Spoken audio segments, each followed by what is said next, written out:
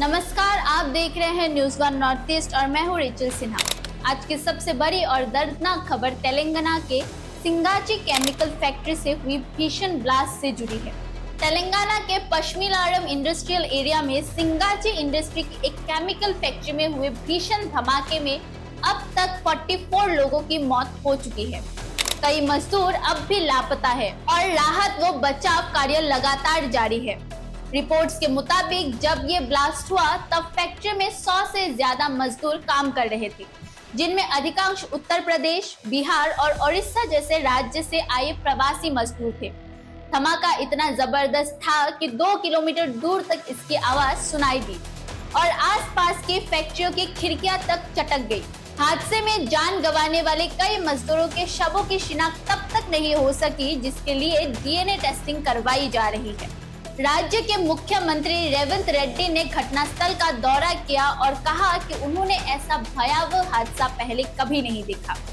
उन्होंने मृतकों के परिवार को 1 करोड़, घायलों के परिवार को 5 लाख और तत्कालीन राहत के तौर पर 1 लाख की सहायता राशि देने की घोषणा की।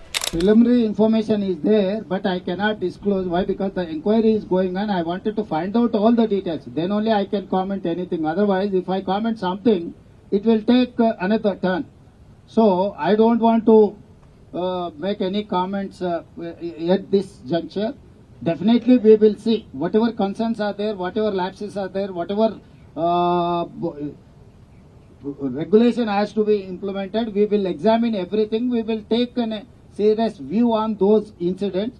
And at the same time, I have told my people to give 1 lakh for deceased family, death family and injured family, 50,000 for immediate expenditure. Next few days, they cannot go for work or they cannot do anything. That is why I have told my people to give contingency fund from collector to these deceased families 1 lakh and 50,000. And at the same time, I have told my people 1 crore rupees for death families, 10 lakhs rupees major that accident and limited whatever injuries are there for them also 5 lakh rupees, and medical thing government will take care everything, so they need not worry about their medical treatment. 1 crore is compensation, 10 lakhs and 5 lakhs whoever is injured, for them also we are going to give compensation for them. And their kids also, if some family is having any kids to school, if they wanted to join in government residential school, I have told my people to examine all those cases individual, and we are there to provide education for their family. इसके साथ ही राज्य सरकार ने हादसे की जांच के लिए 5 सदस्यों की कमेटी गठित की है, जिसमें डिजास्टर मैनेजमेंट, लेबर और हेल्थ विभाग के वरिष्ठ अधिकारी शामिल है। सिंगाची इंडस्ट्रीज खुद को फार्मा सेक्टर में लीडर बताती है और दावा करती है कि वो गुणवत्ता और इनोवेशन में भरोसा रखती है, लेकिन सुरक्षा व्यवस्था पर गंभीर सवाल उठ रहे हैं।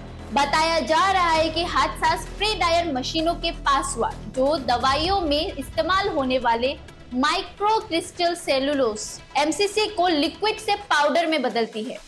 ये प्रक्रिया बहुत ही संवेदनशील और हाई टेम्परेचर पर होती है और रिपोर्ट्स के अनुसार मशीन का तापमान 800 डिग्री सेल्सियस तक पहुंच गया था।